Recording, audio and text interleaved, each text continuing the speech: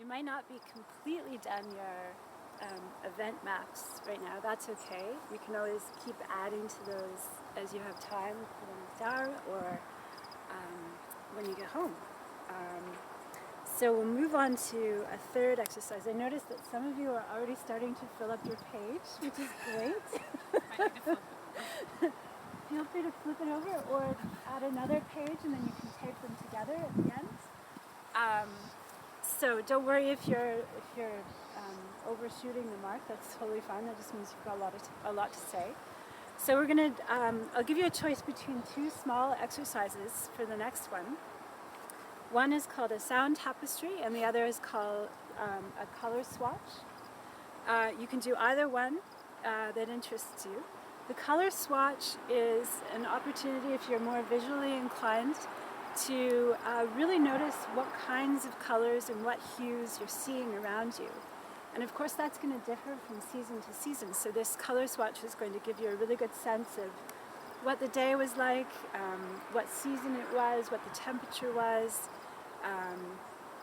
and just the kinds of things you're seeing around you. So it might be the brown of the grey oak leaves and the new green coming up in the grass and the licorice fern, and then this kind of weird hazy yellow-grey sky that we've got going on.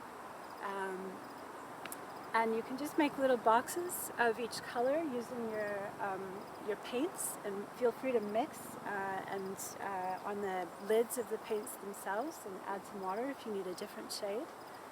And then you can write a description of that color next to it. Where are you seeing that? What is it evoking for you?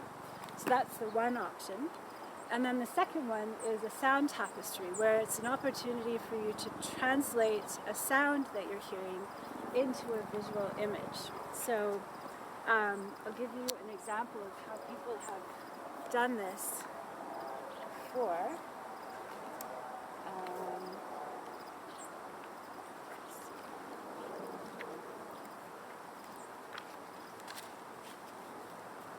So when you're, say, hearing these crickets that are around us in the grass, which are really, really nice to hear. We won't hear those after the first frost. What image would that look like in your mind when you hear it? Is it a kind of like heartbeat, or is it a kind of swirling, tight spiral line, or is it more of a miasma that looks like a cloud? How would you draw it appearing on the page? And then what color would it have over top of it? What color is that sound? So in a way, you're kind of experiencing a synesthesia, where you're translating one sense into another.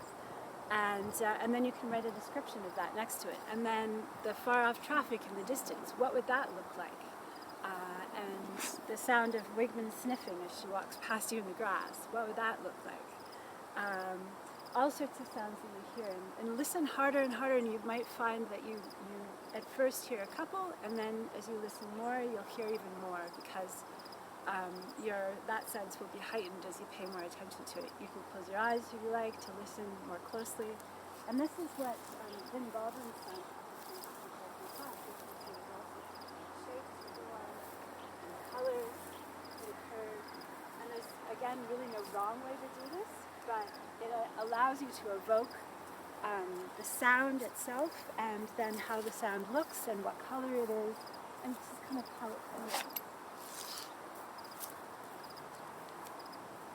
So you can take your choice between either of those, the sound tapestry or the color swatches. I don't think these are the color swatches.